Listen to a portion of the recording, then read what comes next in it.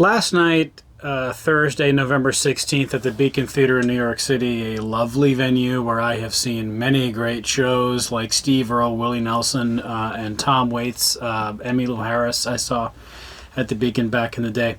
Did the unthinkable yesterday and actually spoke, which is something he doesn't do during his shows, except perhaps to say thank you very much and introduce the band. That's basically all the banter you get out of a Bob Dylan show these days. But last night he spoke, and what he said was so misguided and indicated that this 82-year-old man, legend though he may be, is so wildly out of touch right now. He said this, all right, I'd like to say hello to Jann Wenner. Who's in the house? Jann Wenner. Surely everyone's heard of him, Dylan said. Not really. There are probably many fewer people in the audience, Bob, who knew of or even cared about Jann Wenner in a 2023 audience. This isn't 1973. This isn't 1983. I mean, the days when Jann Wenner had that kind of cultural cachet that, quote, everybody knew of him are behind us, irretrievably so, okay? But Dylan went on to say this. Anyway, he just got booted out of the Rock and Roll Hall of Fame. And we don't think that's right. We're trying to get him back. It's unclear who we is that Bob is referring to. Presumably the we includes Bob. Bob Dylan, who put out a book called The Philosophy of Modern Song, which discusses 66 songs, only 4 of which are by women.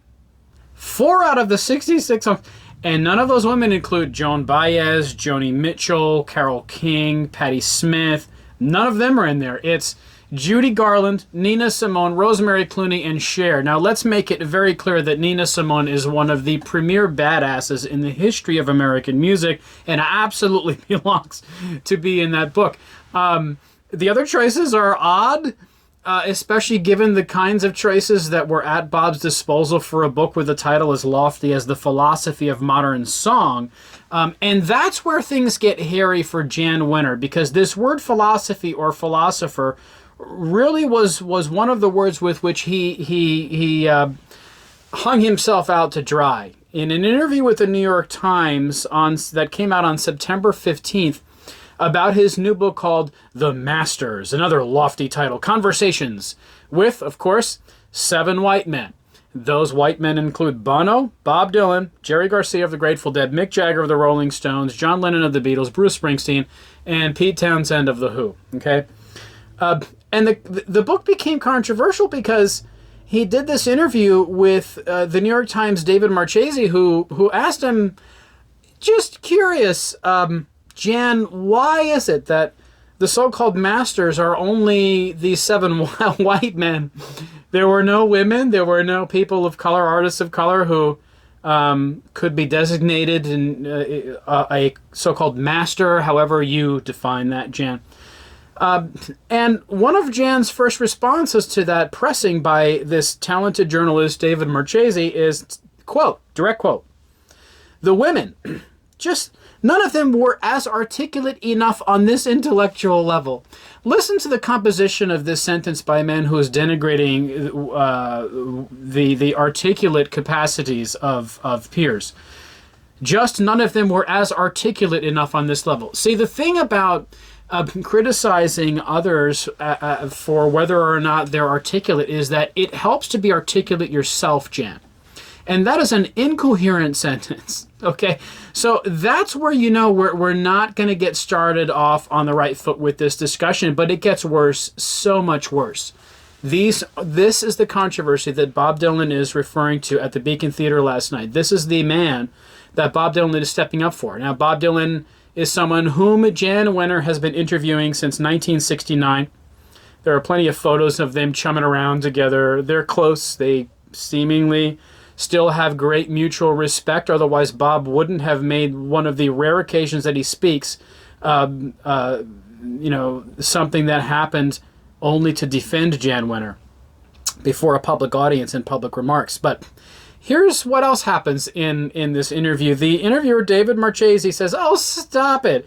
You're telling me Joni Mitchell is not articulate enough on an intellectual level?" And Jann goes, "Hold on a second. Oh, water getting a little hot there, Jann?" And David Marchese says, "I'll let you rephrase that." Excellent. Excellent, David. And then Jann goes on and digs the hole even deeper. He says, "All right, thank you. It's not that they're not creative geniuses. It's not that they're inarticulate, although," because Jann can't help himself, "go have a deep conversation with Grace Slick or Janis Joplin. Please be my guest." Okay, Jann, I'll be your guest. I saw Grace Slick of Jefferson Airplane and Jefferson's Starship fame interviewed at the 92nd Street Y about 25 years ago in New York City, and I still remember it to this day vividly because Grace Slick that night absolutely owned the room with charisma, with humor, with intelligence, with stirring stories about her own personal interactions with Jim Morrison and Jimi Hendrix. She was plenty articulate that night, Jann. I was there at the 92nd Street Y listening to this woman dazzle that audience and wrap it around her finger. She was plenty articulate and plenty insightful. She was clearly a woman who has lived a life far more dynamic and impactful than the vast majority of humanity could even begin to dream of living. Okay? And this is someone who you think is not articulate enough to be on your intellectual level, Jann? Well, don't take it from me. Let's hear from Grace herself. I plucked out some interesting quotes that Grace Slick has disseminated in interviews over the years, such as this one. "The word success," Grace says, "who's defining it? It's about whether or not it makes me feel good. 4 billion people don't have to see or hear it. If I've enjoyed the process of creation, I am at peace. Then what happens next is just entertainment. If mass appeal were actually something, Marilyn Monroe wouldn't be dead." This is someone who doesn't have anything interesting to say about music or anything for that matter, Jann. She wasn't intellectual enough for you. But she also said this, "In school, I learned about artists and how they were free to express themselves. I was allergic to conformity, and the lifestyle attracted me. I wanted to express myself in a way that slammed people up against the wall," which she did with great tracks like "Somebody to Love" and "White Rabbit," right? With great records like A Night After Bathing at Baxter's, I think it's called, that great psychedelic album they put out. Right? I mean, all the killer stuff with Jefferson Starship. I mean, I can go on and on. Okay, with Paul Kantner and Marty Balin and Yorma and Jack Cassidy and all those guys. Give me a break, Jann. Okay. She also says this: "Through literacy, you can begin to see the universe. Through literacy, you can begin to see the universe. Through music, you can reach anybody. Between the two, there is you. Unstoppable." This isn't someone who, as you said later in the interview, is enough of a philosopher for you, Jann. Okay, but let's set Grace aside. Patti Smith. Patti Smith was putting out records in the heyday of Rolling Stone back in the 70s. Killer ones like Easter. Okay, and Patti Smith more recently won the National Book Award for her 2010 memoir called Just Kids. But she's not articulate enough to be on your intellectual level, Jann.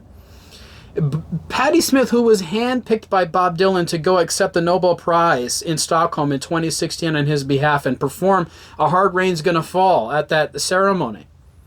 Not articulate enough for you, not enough of a philosopher. I can guarantee you, Jann, that Patti Smith is much smarter than you are. That's one of the cool things about being Patti Smith. Because Patti Smith is smarter than most human beings who are alive on the planet today. It's awesome being Patti Smith, and I know that because I personally saw Patti Smith speak at multiple Ralph Nader rallies in New York City leading up to the 2000 election. I can tell you that Patti Smith is plenty articulate, buddy, okay? And could dance circles around you intellectually. Patti Smith absolutely could do that. But later on in the interview, Wenner goes on to make this observation about another a female pioneer from his generation, from his epoch. Joni Mitchell. And he says this, you know, Joni was not a philosopher of rock and roll. What a highfalutin, execrable, and repugnantly egotistic thing to say. Okay? And he goes on, she didn't, in my mind, meet that test. Not by her work, not by other interviews she did. The people I interviewed were the kind of philosophers of rock. Okay? Now that comment is beneath contempt. David Crosby went out of his way many times on Twitter before his death earlier this year to say that Joni Mitchell was the greatest artist of his generation. Neil Young has also said this about Joni Mitchell. Joni Mitchell was doing things with alternate tunings, especially with open tunings, as a result of the damage that polio had done to her left hand when she was a 9-year-old girl, that absolutely are of vastly more complexity than anything Bob Dylan ever did musically. There is no argument about that. But she's not a philosopher. She's not intellectual enough for you, Jan. She wasn't articulate. Have you ever read any of her lyrics? Have you listened to Blue? But setting the women aside. And again, this is the man Bob Dylan's defending in his public comments, okay? His old pal, Jan. Artists of color. Jan is saying, he says later in this interview that, artists of color too. I don't know. There weren't any philosophers among them, is the gist of his comments in this interview. Well, rock and roll was built on the backs of black artists whose music was appropriated by the likes of Jerry Lee Lewis and Elvis and countless others. Okay, the Rolling Stones came up covering and interpreting the music of black blues artists. Just as recently as 2016 on their record Blue and Lonesome, which I talk about in my review of Hackney Diamonds, their new album that came out in October. You can go check that out on this channel. A whole album worth, the first time they'd ever done an album of blues covers. It's all these Chicago blues tracks by black blues artists, in particular Little Walter, one of my all-time favorites. One of Bob Dylan's greatest songs is titled after the name of a black blues artist by the name of Blind Willie McTell. That's one of Bob Dylan's greatest moments on tape. Is the track he cut for the Infidels sessions in 1983 with Mark Knopfler of Dire Straits, Blind Willie McTell. See, I know my Bob Dylan. I am one of the biggest Bob Dylan fans in the world, and even I cannot stomach his defense of these repugnant remarks by Jann Wenner. Okay? But Jann Wenner, at one point, I think I can find this quote where he says, he very offhandedly says this. What was it about? He could have found a. Here it goes. Oh, yeah, I get it. I had a chance to do that. Maybe I'm old-fashioned and I don't give an expletive or whatever. And what he's talking about is maybe I should have gone and found one black and one woman artist to include here that didn't measure up to that same historical standard. Find a black? In what paradigm do you live, Jan? The one in which, Sam Cooke wrote a change is going to come because he wasn't allowed into it was a diner in Louisiana that was segregated. Is that the era from which you speak, Jan? Because it certainly sounds like it. Bill Withers, not articulate enough. Jimi Hendrix didn't have something substantive to say about rock.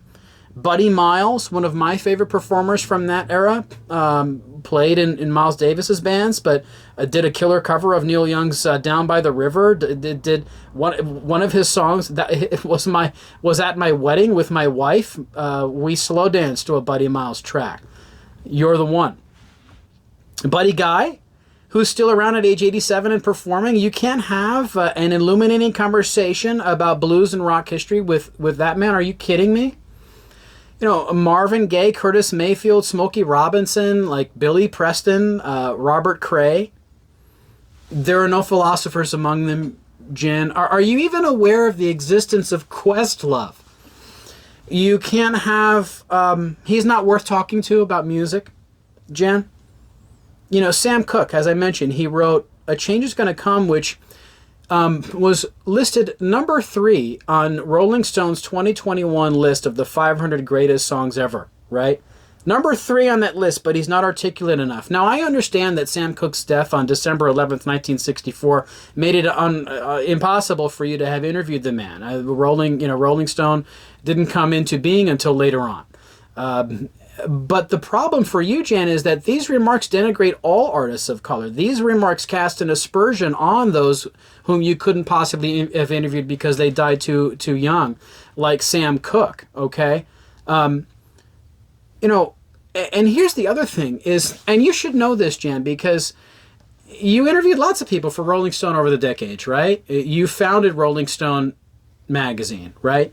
And you were the chairman of the board at the Rock and Roll Hall of Fame, from which the day after that interview appeared in the New York Times, you were ejected from their ranks because they came together in an emergency session and in 20 minutes voted you out. And there were only 2 holdouts, Jann Wenner himself and Bruce Springsteen's manager, Jon Landau, who said that Jann Wenner's comments were disgusting, but he figured he was going to be removed anyway, so why not cast a vote just as a symbol of all that Jann has contributed to popular American music in his various capacities. Okay, that's barely palatable as an excuse, but fine, So this is what Bob Dylan's talking about. He was booted off the board of directors on which he previously had served as chairman. He was a guardian at the gates at the Rock and Roll Hall of Fame and often gloated about the power that came with such a position, okay? But Jann, the thing that you ought to know is that what makes a great interview is a good and well-prepared interviewer. And if you were interviewing these artists and finding them to be whatever, inarticulate or unenlightened, guess whose fault that was?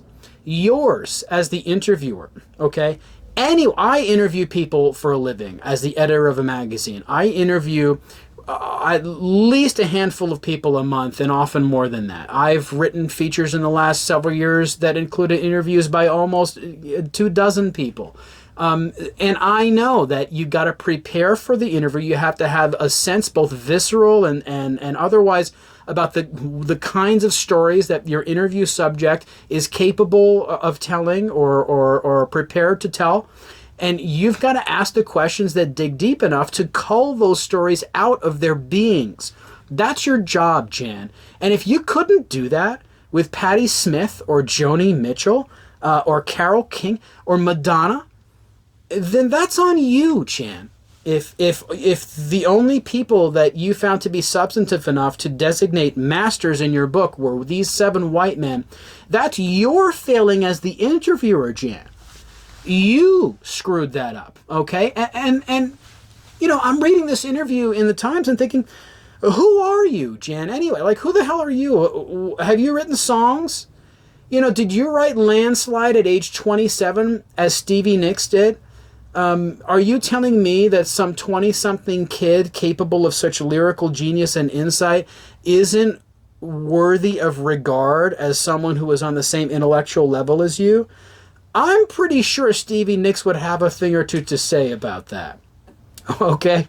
Stevie Nicks, who got Lindsey Buckingham fired from Fleetwood Mac, would probably have a thing or two to say about this contention that apparently Stevie Nicks is like somehow less articulate than Bono. Are you kidding me? Look, I'm no fan of so-called cancel culture. I believe in grace. I believe in second chances. I believe in engaging with people whose perspectives differ from yours or even challenge yours. But the problem here is this. Jann Wenner apparently appears to be someone who is under the impression that women and artists of color are not worthy of regard as intellectual equals. And that is someone who has no business guarding the gates of an institution like the Rock and Roll Hall of Fame, period. And Bob Dylan ought to know that. Okay? And for him at age 82 to make these comments publicly at a venue as esteemed as the Beacon Theater just shows how wildly out of touch Bob is at age 82 and Jann Wenner at age 77. it boggles the mind that that Bob, out of, I don't know, impromptu, out of nowhere, out of the blue, just steps up to defend Jann. But these attitudes, that apparently only white men are worthy of designation as masters of their craft as songwriters, as musicians, is utter trash and needs to be put out with the trash. Period. So I don't know. You take a look at Dylan's remarks. You read the interview for yourself. I'll link to it in the description. Come to your own conclusions. But it's just mystifying. It's mystifying to me that these attitudes still exist, albeit unsurprisingly, I have to say, among white men of very advanced age.